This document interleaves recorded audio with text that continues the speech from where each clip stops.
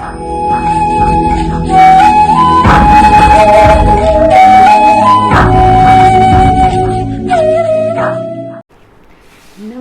जी सभी को। I welcome you all in the next video of thermodynamics. आप कहेंगे कि मैम पिछली सारी वीडियोस के अंदर कहते रहे आइसोथर्मल प्रोसेस, टेम्परेचर कांस्टेंट, आगे आएगा आगे आएगा आगे आएगा। वो आगे कब आएगा? तो वो आगे आज आ गया है। तो जिस घड़ी का था आपको इंतज़ार, वो घड़ी आ गई। So today we are going to discuss thermodynamical processes या फिर applications of first law of thermodynamics. ये वीडियो बीएससी, एमएससी, +1, 2 के स्टूडेंट्स और जो students CSIR, JRF, NET exam की तैयारी कर रहे हैं उन सब के लिए बेनिफिशियल है। और अगर आपको एग्ज़ाम में applications of first law of thermodynamics आ जाए तो आपको यही टॉपिक करना है। सो सबसे पहले विल टॉक अबाउट कि अ थर्मोडायनामिकल प्रोसेस जो होता है वो होता क्या है। So a thermodynamical process is the operation or procedure by which a system changes its state from one state to another state, and all such states can be represented by successive points on indicator और PV diagram। जो मैंने बोला आप लोग वापस जाइए, repeat करिए और उसको लिख लीजिए। जैसे मैं हमेशा कहती हूँ कि आप लिखते चले जाइए, मैं बोलती चली जाऊँगी, आपके नोट्स तैयार हो जाएंगे। सो आपको पहले थर्मोडायनामिकल प्रोसेस को डिफाइन करना होता है कि एक थर्मोडायनामिक प्रोसेस एक ऐसा प्रोसीजर होता है जिसके अंदर सिस्टम अपनी स्टेट को चेंज करता है। और state means pressure, volume, temperature, internal energy वगैरह की फिक्स और प्रिसाइज वैल्यूज़ का होना। अगर ये वैल्यूज़ बदल गई इसका मतलब सिस्टम ने स्टेट चेंज करी, और जिस प्रोसीजर के थ्रू वो स्टेट चेंज हुई है उसको हम क्या बोलते हैं? थर्मोडायनामिकल प्रोसेस। सो इंडिकेटर डायग्राम के ऊपर हर एक पॉइंट किसको रिप्रेजेंट करता है? किसी सिस्टम की पर्टिकुलर स्टेट को। So, under the conditions imposed on the given system, there can be infinitely large number of points on a line in PV diagram. And by changing the conditions imposed on the system, we can have a variety of thermodynamical processes. क्योंकि हमें पता है अगर मैं कोई एक PV diagram की बात करूं, किसी भी एक लाइन को उठा लूं, इसके ऊपर पॉइंट्स, इनफाइनाइट पॉइंट्स हम बना सकते हैं। सो इनफाइनाइट स्टेट्स होती हैं। किसी भी एक स्टेट से किसी भी दूसरी स्टेट तक जाने के लिए हम किसी भी पाथ को फॉलो कर सकते हैं। इतने सारे थर्मोडायनामिकल वेरिएबल्स है, कभी किसी एक को पकड़ के कांस्टेंट कर लिया, कभी किसी दूसरे को पकड़ के कांस्टेंट कर लिया, कभी किसी को वेरी कर लिया, कभी किसी को वेरी कर लिया, कभी तुम कभी मैं, यही ज़िंदगी, यही सब चलता रहता है। तो ये थर्मोडायनामिक प्रोसेस की बेसिक डेफिनेशन रहती है। सो डिपेंडिंग ऑन कि हम किस पैरामीटर के साथ छेड़खानी कर रहे हैं, किसको हम परेशान नहीं करते कि भाई ये तू यहाँ पर साइड पर बैठा रहे, उसके बेसिस पे थर्मोडायनामिकल प्रोसेसेस की बहुत सारी टाइप्स होती हैं, जिनमें से फंडामेंटल 4 टाइप्स होती हैं। हम लोग इसके अलावा भी डिस्कस करेंगे। पहले इन चारों की बात कर लें, उसके बाद बाकियों को डिस्कस करेंगे।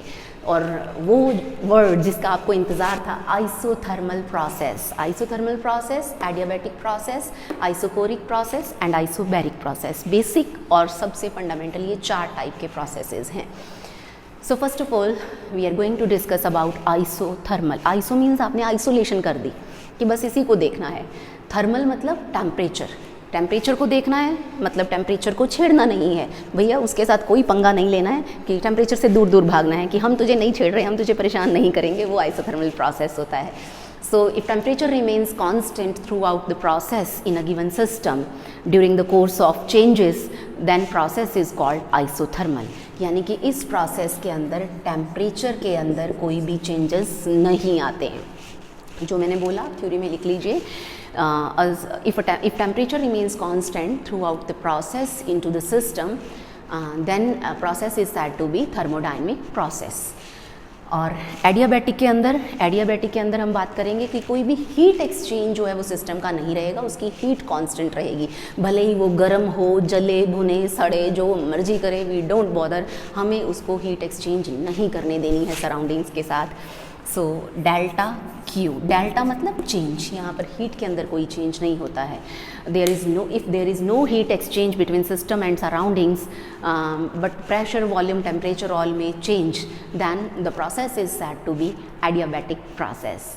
आइसोकोरिक, कोरिक वर्ड वॉल्यूम से आया है कि हमें यहाँ पर पंगा वॉल्यूम से नहीं लेना है। The process in which volume remains constant throughout the course of investigations, then process is said to be isocoric process। Isobaric, baric हमें पता है बार जो होता है वो प्रेशर का, आपको पता है कि आप यूनिट लेते हैं। सो आइसो मतलब प्रेशर को हमें सेपरेट कर देना है, प्रेशर के साथ हमें छेड़खानी नहीं करनी है। सो डेल्टा पी मतलब change in pressure is zero. The process in which pressure remains constant is called isobaric process. अब चारों प्रोसेसेस की डेफिनेशन तो कर ली, लेकिन जब तक हमें इनके रियल लाइफ एग्जाम्पल्स नहीं पता भैया तब तक पढ़ने का कोई फ़ायदा नहीं, ना फिज़िक्स ना थर्मोडायनेमिक्स, किसी भी चीज़ को पढ़ने का कोई फ़ायदा नहीं है जब तक आपको उसकी यूटिलिटी के बारे में नहीं पता चलता। सो आइसोथर्मल की बात हम पिछली वीडियोस के अंदर भी करते आए हैं, मेल्टिंग ऑफ आइस और मैं कहूँ कि इवेपोरेशन प्रोसेस, क्योंकि जब आइस मेल्ट होती है उस टाइम पे जस्ट 0 डिग्री सेल्सियस वाली आइस जो है वो 0 डिग्री वाटर में कन्वर्ट होती है। आपने कैलोरीमेट्री वगैरह के जो क्वेश्चंस किए हैं वहाँ पर आप ध्यान रखते होंगे कि जब फेज चेंज होता है वहाँ पर टेम्परेचर क्या रहता है, कांस्टेंट रहता है। सो कार्नोट्स इंजन वहाँ पर भी टेम्परेचर कांस्टेंट रहता है, और जो जितने भी प्रोसेसेस के अंदर आप टेम्परेचर कांस्टेंट रख पाते हैं उन सारे प्रोसेसेस के अंदर जो प्रोसेस है वो आइसोथर्मल प्रोसेस फॉलो होता है। कार्नोट्स इंजन है, that is also example of isothermal process. तो यहाँ पर अगर मैं एडियाबैटिक के एग्जाम्पल्स की बात करूँ, एडियाबैटिक के अंदर जो इससे पहले मैं कंडीशंस बता दूँ उसके बाद आपको समझ आएगा कि हम क्या कर रहे हैं। आइसोथर्मल प्रोसेस क्योंकि टेम्परेचर कांस्टेंट रखना है, मान लीजिए ये मार्कर है, मैं चाहती हूँ इसका टेम्परेचर कांस्टेंट रहे, मैं इसको खींच दूँ, कंप्रेस कर दूँ, कि basically we are dealing with the gases systems. तो वही हमारे पास हमारा छोटा सा प्यारा सा क्यूट सा फिज़िक्स का थर्मोडायनेमिक्स का सिपाही, यानी कि वो छोटा सा कंटेनर और उसके ऊपर छोटा सा पिस्टन और उसके अंदर प्यारी सी गैस, मैंने उसको एक्सपैंड किया या मैंने उसको कंप्रेस किया। मैं उसको एक्सपेंड करूँगी या कंप्रेस करूँगी, आई नीड कि उसका टेम्परेचर चेंज ना हो। लेकिन जब मैं एक्सपेंशन करूँगी, मुझे पता है एक्सपेंशन कॉजेज़ कूलिंग, और जब मैं उसको बेचारे को दबाने की कोशिश करूँगी पिस्टन को, मुझे पता है कंप्रेशन कॉजेज़ हीटिंग। अब गैस की हीटिंग होगी, उसका टेम्परेचर बढ़ेगा, कूलिंग होगी, टेम्परेचर कम होगा, लेकिन उस प्रोसेस को मुझे क्वासी स्टैटिक करवाना है। पहली कंडीशन कि हमारा जो प्रोसेस है वो क्या होना चाहिए, क्वासी स्टैटिक, मतलब एक्सट्रीमली स्लो प्रोसेस हो, कि ताकि सिस्टम के पास मैंने थोड़ा सा एक्सपैंड किया, गैस थोड़ी सी कूली, उसका टेम्परेचर कम हो, उसने इमीडिएटली सराउंडिंग्स के साथ उसको एक्सचेंज कर लिया। फिर एक्सपेंशन करी, थोड़ी थोड़ी धीरे धीरे इतनी धीरे धीरे कि अंदर गैस को मौका मिलता रहे, उसको टाइम मिलता रहे कि वो सराउंडिंग्स के साथ अपने टेम्परेचर को एक्सचेंज करती रहे और बैलेंस होती रहे सेम टेम्परेचर पे जो पहले था विद द सराउंडिंग्स। सो इसलिए ये प्रोसेस एक तो क्वासी स्टैटिक एक्सट्रीमली स्लो करवाएंगे so that gas molecules attain sufficient time to exchange heat with the surroundings to attain constant temperature condition. Second क्या होगा कि जो वॉल्स ऑफ द कंटेनर हैं those should be perfectly conducting. फिर ही तो heat exchange होगी, अदरवाइज तो हीट एक्सचेंज होने के कोई चांसेस ही नहीं है। So walls of container should be perfectly conducting. Perfect conducting होगी तो फटाफट हीट जो है वो एक्सचेंज होती रहेगी। सो ये कंडीशंस रहती हैं आइसोथर्मल प्रोसेस की। एडियाबैटिक प्रोसेस में एग्जैक्टली रिवर्स चला जाता है। हम नहीं चाहते हैं कि हीट एक्सचेंज हो, यहाँ चाहते थे तो इसलिए हम धीरे धीरे करवा रहे थे, उसको मौका दे रहे थे, उसको टाइम दे रहे थे कि भैया एक्सचेंज कर ले, हम तो रुके पड़े हैं, तू कर ले अपना काम। लेकिन यहाँ हम ये नहीं होने देना चाहते, तो हमें सुपर फास्ट होना पड़ेगा। वहाँ गैस को सुपर फास्ट होना था, यहाँ हमें होना, हम एकदम से एक्सपैंड कर देंगे और एकदम से कंप्रेस कर देंगे ताकि gas molecules do not get sufficient time to exchange heat with the surroundings. उनको इतना टाइम, इतना मौका ही नहीं मिलता कि वो सराउंडिंग्स के साथ हीट एक्सचेंज करें। तो इसलिए ये प्रोसेस क्या होता है, एक्सट्रीमली फास्ट एग्जीक्यूट करवाया जाता है। इसी तरीके से जो प्रोसेसेस नेचर में एक्सट्रीमली फास्ट होते हैं वो एडियाबैटिक प्रोसेसेस होते हैं। और दूसरा, हम नहीं चाहते हीट एक्सचेंज हो, तो walls of the container should be perfectly insulating. यहाँ हमें एक्सचेंज नहीं चाहिए तो हम रोक देंगे, हम दीवारें जो होंगी उनको एडियाबैटिक वॉल्स बना देंगे, यहाँ डायथर्मिक वॉल्स रहती हैं। सो अब आपको एग्जाम्पल समझ आएंगी। यहाँ पर जो प्रोसेसेस हैं, क्योंकि phase change, melting of ice, evaporation of any liquid या कार्नोट्स इंजन, कार्नोट साइकिल, इन सब के अंदर ये जो प्रोसेस होता है ये आइसोथर्मल प्रोसेस होता है, जहाँ हम टेम्परेचर को क्या रखते हैं, कांस्टेंट रखते हैं। और ये एडियाबैटिक सडन होने वाले processes are sudden burst of a tyre. जब टायर बर्स्ट होता है एकदम से तो क्या होता है कि क्योंकि एकदम हो जाता है वह प्रोसेस, तो that is adiabatic process. Popcorns, मुंह में पानी आया होगा, ऐसे लग रहा होगा कि मूवी देखनी चाहिए थी, तो मूवी तो चल रही है आपके सामने, तो वीडियो ही चल रही है। सो पॉपकॉर्न्स जब बर्स्ट होते हैं that is also process of adiabatic process. या सबसे अच्छी बात, गर्मी का समय है और आप लोग इस गर्मी के टाइम में आप चाहते हैं कि आपके पास पानी है वो पानी ठंडा रहे, आप कहीं भी जाएं आप ठंडा पानी पिएं, तो आप थर्मोस फ्लास्क अपने साथ लेकर चलते हैं ताकि पानी ज़्यादा टाइम तक ठंडा रहे। सो थर्मोस फ्लास्क ज़्यादा टाइम तक ठंडा रहने का क्या मतलब है, जितना उसके अंदर उसकी हीट है वो हीट उसके अंदर ही कंटेन रहे, वो सराउंडिंग्स के साथ एक्सचेंज ना हो। So thermos flask is the example of adiabatic system और एडियाबैटिक प्रोसेस उसके अंदर होता है। थंडरस्टॉर्म फॉर्मेशन जो होती है उसके अंदर adiabatic rising of air pockets play a crucial role in the formation of thunderstorms. Nozzles, compressors या टर्बाइंस, इन सब में एडियाबैटिक प्रोसेसेस एग्जीक्यूट होते हैं। आइस रखते हैं हम आइस बॉक्स में, आइसक्रीम्स रखते हैं अपने फ्रीज़र के अंदर हम लोग, ये सारे एडियाबैटिक प्रोसेसेस ही। जहाँ इंसुलेशन है वो प्रोसेस एडियाबैटिक है, जहाँ फास्ट हो रहा है कुछ वो प्रोसेस एडियाबैटिक है। Travelling of sound waves in air, that is also example of adiabatic process. आपने पढ़ा होगा लोअर क्लासेस के अंदर कि पहले न्यूटन ने उसको आइसोथर्मल माना था, लेकिन वो आइसोथर्मल ना होके वो एडियाबैटिक प्रोसेस है। Quantum harmonic oscillators are also the examples of adiabatic systems. So ये एडियाबैटिक सिस्टम हो गया और आइसोथर्मल हो गया। उसके बाद हम बात करेंगे आइसोकोरिक की। आइसोकोरिक की अगर हम बात करें तो for example when a gas is taken in और given up heat in a rigid container कह सकते हैं आप, या रिजिड कंडक्टर कह सकते हैं, और फिक्स्ड वॉल्यूम। तो मतलब हमारे कंटेनर का वॉल्यूम फिक्स्ड है, तो उसी उतना ही वॉल्यूम जो है वो गैस का रहेगा, चाहे आप वो गैस अंदर हीट ले ले चाहे वो हीट दे दे, कंटेनर के वॉल्यूम से ज़्यादा वॉल्यूम उसका नहीं हो सकता। So that is example of isochoric process की वॉल्यूम कांस्टेंट है। एयर कंडीशनर्स हुए, प्रेशर कुकर्स हुए, just before steam release, pressure cooker का जो जितना वॉल्यूम है अंदर स्टीम का उतना ही वॉल्यूम है स्टीम रिलीज़ होने से जस्ट पहले, तो वो जो है क्या रहता है वो आइसोकोरिक प्रोसेस। जब आप स्टीम रिलीज़ करेंगे तो वो आइसोबैरिक बन जाएगा, तो कॉन्स्टेंसी ऑफ प्रेशर मेंटेन करने की कोशिश होती है वहाँ पर। Formation of Teflon in and that was also example of isochoric process, rather मैं कहूँ नेचुरल आइसोकोरिक प्रोसेस, जो फर्स्ट टाइम पहली बार देखा किसी केमिस्ट ने जब टेफ्लॉन फॉर्म किया, that was also example of isochoric process. Internal combustion engine, वहाँ पर भी आइसोकोरिक प्रोसेस है क्योंकि हम वॉल्यूम कांस्टेंट रखते हैं। Coming on to isobaric process. Isobaric process की अगर मैं बात करूं, क्योंकि हमें प्रेशर कांस्टेंट रखना है, तो प्रेशर कुकर में जब आप स्टीम रिलीज़ कर रहे होते हैं, that is example of isobaric process. Boiling of water, steam, freezing of water into ice. तो यहाँ पर क्या होता है, सब्सटेंस इधर एक्सपैंड्स और contracts to maintain constancy of pressure. Pressure constant रहे, पास्कल्स लॉ फॉलो होता रहे, इसीलिए सब्सटेंस या एक्सपैंड होता है या कॉन्ट्रैक्ट होता है। सो ये जो एग्जांपल्स हैं ये आइसोबैरिक प्रोसेस की हैं। मैच स्टिक की लाइटनिंग करते हैं आप, वहाँ भी प्रेशर को बैलेंस रहना होता है, इसीलिए वो जो है मैच स्टिक लाइटन अप होती है।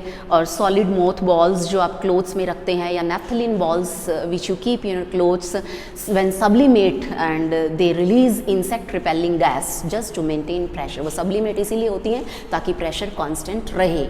और boiling of water for pasta, Maggi, पानी आ गया होगा मुंह में बहुत ज़्यादा कि कहाँ वीडियो में मैगी पास्ता की बात आ गई फिज़िक्स की वीडियो में। Physics is study of nature and natural phenomena, और आजकल तो मैगी पास्ता हमारी नेचुरल डाइट बनता जा रहा है। सो बाहर आइए मैगी और पास्ता से, नेचर के साथ डील कीजिए, है ना। बी वेजिटेरियन, वेज अब कहेंगे कि पास्ता मैगी नॉन वेज में थोड़ी ना आती है, फास्ट फूड तो आप कंसीडर इनको कर ही सकते हैं। सो चलिए, boiling of water for pasta etcetera, ये भी एग्जांपल किसकी रहती है, आइसोबैरिक प्रोसेस की। वो वाटर बॉयल होकर एक्सपैंड इसीलिए होता है ताकि प्रेशर की क्या रहे, कॉन्स्टेंसी रहे। इसके अलावा nuance changes in atmospheric pressure causes weather changes, that is also example of isobaric processes. तो ये जो मैंने बातें कही ये इंट्रोडक्टरी एस्पेक्ट्स थे isothermal, adiabatic, isochoric and isobaric processes के। अब हम बात करेंगे applications of first law of thermodynamics कि फर्स्ट लॉ ऑफ थर्मोडायनेमिक्स इन सारे प्रोसेसेस के लिए किस तरीके से काम करता है, अब हमें ये देखना है। अब हमने पिछली वीडियो के अंदर डिटेल में जो है first law of thermodynamics, zeroth law of thermodynamics, इन सबको डिस्कस किया है। सेकंड लॉ पे जाने से पहले फर्स्ट लॉ की एप्लीकेशंस तो कर ले कि ये चारों processes basically are applications of first law of thermodynamics. It was another statement of law of conservation of energy, और according to first law of thermodynamics heat supplied to a given system can be consumed into two ways. One part of heat supplied is consumed to execute work by the system or on the system, and another part is used to increase or decrease the internal energy of the system depending on heat is given to the system or taken out of the system. कि जो heat हम supply करते हैं वो heat या तो दो parts में कंज्यूम होती है सिस्टम के अंदर जाकर, एक पार्ट उसका इंटरनल एनर्जी को चेंज करता है, दूसरा पार्ट कहाँ कंज्यूम हो जाता है, वर्क परफॉर्म करने में। पिछली वीडियो में हमने डिटेल में बात करी है, आप लिंक डिस्क्रिप्शन में है, जाकर देख सकते हैं। So mathematical statement of first law of thermodynamics was delta Q is equal to d U plus delta W. नाम तो याद होगा आपको, perfect differential, state functions, path functions. तो स्मॉल डेल्टाज पाथ फंक्शंस और ये स्टेट फंक्शन है, so इसलिए d perfect differential. So heat supplied is equal to change in internal energy and work done. और हमें ये पता है क्योंकि प्रोसेस हमारा आइसोथर्मल है, हमारा आपका सबका आइसोथर्मल। टेम्परेचर कांस्टेंट है, टेम्परेचर कांस्टेंट होते ही इंटरनल एनर्जी कांस्टेंट हो जाएगी। हमने पिछली वीडियो जो थर्मोडायनेमिक्स की जिस वीडियो के अंदर हमने थर्मोडायनेमिकल वेरिएबल्स को डिस्कस किया, वहाँ हमने बात करी कि जो इंटरनल एनर्जी है basically that is the function of temperature, because इसके अंदर major contribution kinetic energy of molecules की रहती है। सो टेम्परेचर के चेंज के जीरो होते ही काइनेटिक एनर्जी कांस्टेंट होगी, so internal energy of the system remains constant, so d U become zero, delta Q is equal to delta W, none other than statement of first law of thermodynamics given by count रम्फर्ड and doctor Joule कि heat supplied, whole of heat supply to the system is consumed in work done. सारी की सारी heat work done में consume हो जाती है। जितने cyclic processes हम करवाते हैं उन सब में यही सब होता है। सो सारी की सारी हीट कहाँ जा रही है, वर्क में जा रही है। और कहाँ होता है ये, आइसोथर्मल प्रोसेस में। याद कीजिए पिछली वीडियो के अंदर हमने बात करी थी कि जो फर्स्ट स्टेटमेंट थी जो डॉक्टर जूल और काउंट रम्फर्ड ने दी थी, वो स्टेटमेंट थी that was a special case. इसको क्लॉजियस ने कहा कि एक स्पेशल केस है, मतलब ये आइसोथर्मल प्रोसेस के लिए तो ट्रू है, बाकियों के लिए नहीं है। कैसे नहीं है अब हम देखेंगे। So coming on to adiabatic process, यही इक्वेशन हम एडियाबैटिक प्रोसेस पे लगाएंगे। Delta Q is equal to d U plus delta W. यहाँ पर डेल्टा क्यू ज़ीरो है, this one is zero, so du plus delta w, so delta w is equal to minus of du। अब यहाँ पर देखिए if work is done by the system, तो ये positive रहेगा, ये टर्म ऑलरेडी नेगेटिव है। Then internal energy of the system is decreased. ये बात हमें लॉजिकली भी समझ आती है कि अगर मैं काम करूँगी भैया तो मेरी एनर्जी डिक्रीज ही होगी। So if work is done by the system internal energy is decreased. If work is done on the system तो ये नेगेटिव हो जाएगा, ये नेगेटिव नेगेटिव खत्म होकर पॉजिटिव बन जाएगा, सो इंटरनल एनर्जी सिस्टम की इंक्रीज हो जाएगी। तो यानी कि if work is done on the system then internal energy is increased. अगर आप मेरे ऊपर वर्क करेंगे तो मेरी एनर्जी बढ़ेगी, अगर मैं खुद से वर्क करूँगी तो मेरी एनर्जी कम होगी। यही है first applications of first law, application of first law of thermodynamics. If work is done by the system its internal energy is decreased, if work is done on the system its internal energy is increased। Coming on to isochoric process, फिर से यही equation implement करेंगे। Delta Q is equal to d U plus delta W, और हमें पता है ये delta W is none other than P d V. PdV is expression for work done in case of expansion or compression of a gas. Since dV delta V zero है, so हमारा ये आपका हमारा delta Q is equal to dV, work done इस case में क्या रहता है, ज़ीरो। तो सारी की सारी हीट सप्लाइड कहाँ चली जाती है, इंटरनल एनर्जी को चेंज करने में चली जाती है। और हमें ये भी पता है कि ये जो डेल्टा Q है it is equal to CVdT। अगली वीडियो के अंदर हम बात करेंगे स्पेसिफिक हीट की। CV is specific heat at constant volume. तो दोनों इक्वेशंस को कंपेयर करेंगे तो यहाँ से एक अच्छा रिजल्ट निकल कर आता है, du is equal to CVdT। Change in internal energy per unit change in temperature is equal to specific heat of the gas at constant volume of system कहना चाहिए मुझे। सो ये थी आइसोकोरिक प्रोसेस में एप्लीकेशन किसकी, first law of thermodynamics की। Coming on to application of first law of thermodynamics in isochoric process, isobaric process.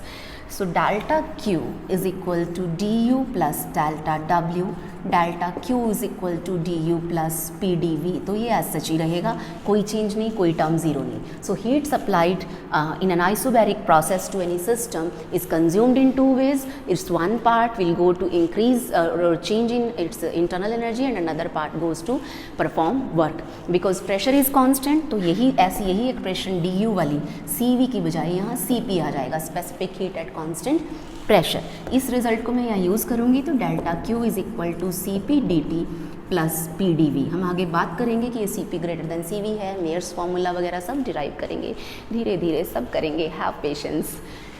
सो ये कहानी रह गई isothermal, adiabatic, isochoric and isobaric process की. इसके अलावा साइक्लिक प्रोसेस होता है. हमने वैसे पीछे बात करी है पिछली वीडियोस के अंदर कि अगर सिस्टम मल्टीपल स्टेप्स को पार करता हुआ वापस उसी स्टेट पर पहुंच जाता है जहां से वो स्टार्ट हुआ था, तो उस प्रोसेस को हम साइक्लिक प्रोसेस कहते हैं. So fifth type of thermodynamic process is cyclic process, जिसको हमने पिछली वीडियो में भी डिटेल में डिस्कस किया है. आज भी हम उसकी थोड़ी बात करेंगे. और इसके बाद क्वासी स्टैटिक प्रोसेस, इसकी बात भी हम ऑलरेडी कर चुके हैं कि the any process which is executed extremely slow such that thermodynamical variables of the system remain same, तो उस प्रोसेस को बोला जाता है quasi static process. Melting process कई बार शॉर्ट क्वेश्चंस एग्जाम में आ जाते हैं. सो नेक्स्ट जो टाइप रहती है थर्मोडायनेमिक प्रोसेस की, क्योंकि melting is also a thermodynamical process. whenever a system changes its phase from solid to liquid, तो उस process को हम क्या बोलते हैं, melting process. That process is called melting process. Change in heat in the system is given by mL. M is mass of the substance and L is latent heat of fusion. This is latent heat of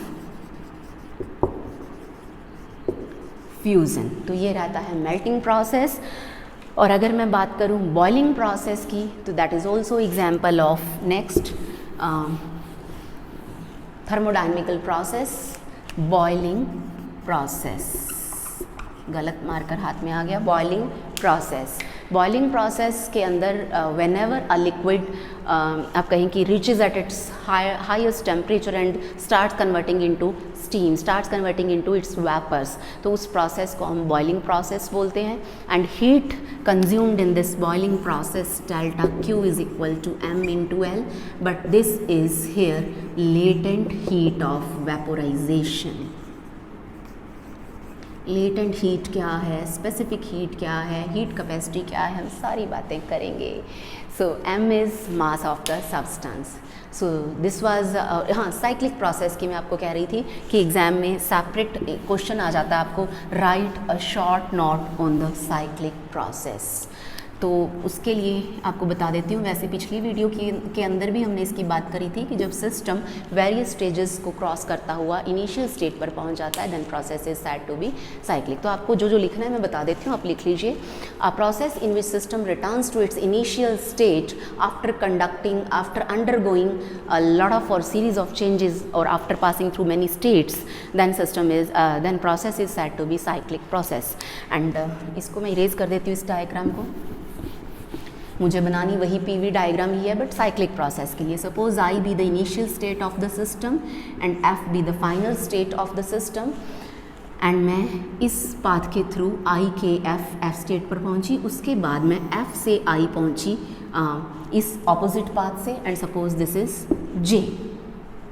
Suppose I is the initial state and let it attain the final state F when it is subjected to path IKF, and then it returns back to path FJI. Along FJI path it comes back to its initial state. अब हमें along path IKF मुझे लेना है work done, और suppose it is work done W. हमें पता है PV diagram के अंदर work done is area under the curve.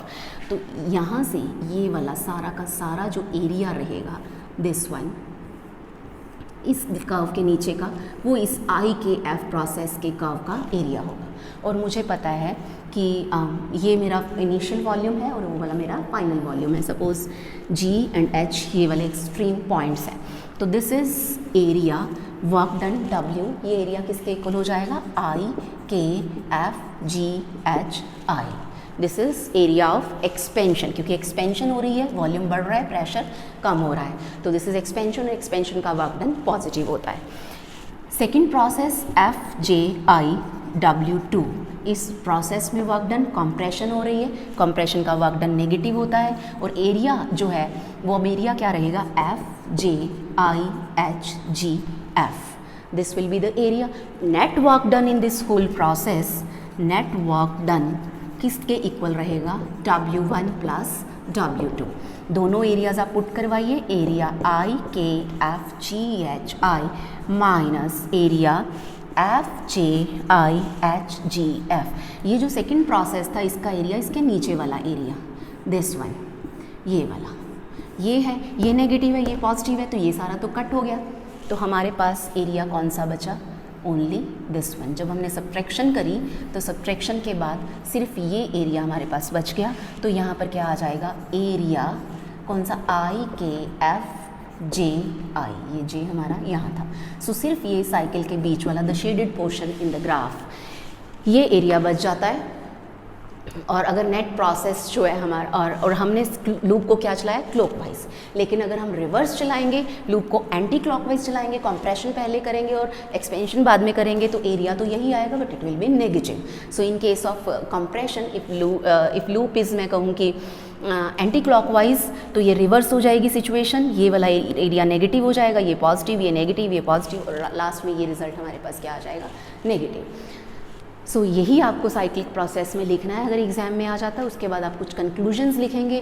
First में आप कहेंगे कि in case of cyclic process work done is numerically equal to the area enclosed by that loop representing the cycle, कि सिर्फ ये साइकिल का जो एरिया है, दिस वन, ये बीच वाला, सिर्फ यही क्या है, वर्क डन है during the cyclic process. If loop is traced clockwise, then work done is positive, and if loop is traced anti-clockwise, then work done is negative. ये आप लिखेंगे सेकंड कंक्लूजन। सो आपको याद रखना है, हाँ, अगर first law of thermodynamics cyclic process पे लगाएंगे, वैसे हम पहले भी बात कर चुके हैं, du plus data w, change in internal energy in case of cyclic process is zero, क्योंकि सिस्टम इनिशियल स्टेट पर वापस पहुंच जाता है, वहाँ पर उसका टेम्परेचर सेम रहता है, सो ये जीरो हो जाएगी। So delta Q is equal to delta W, whole of the heat supplied can be consumed into work done. तो हमें अगर एफिशिएंसी चाहिए, हमें अगर परफेक्ट आइडियलिटी के नज़दीक जाना है, तो प्रोसेसेस को साइक्लिक करना पड़ेगा। रिवर्सिबल प्रोसेस हम पीछे कराए हैं कि पॉसिबल नहीं है, लेकिन साइक्लिक प्रोसेसेस आर पॉसिबल। तो इसीलिए जो कार्नोट्स इंजन है वहाँ पर साइक्लिक प्रोसेस एग्जीक्यूट करवाने की कोशिश की गई, ताकि मैक्सिमम एफिशिएंसी इंजन की ऑब्टेन करी जा सके और हम कम पेट्रोल से ज़्यादा डिस्टेंस ट्रैवल करें, कम पैसे में ज़्यादा रास्ता तय करें। ये सब धीरे धीरे सीखते जाएंगे। आज के लिए इतना ही। Thank you so much.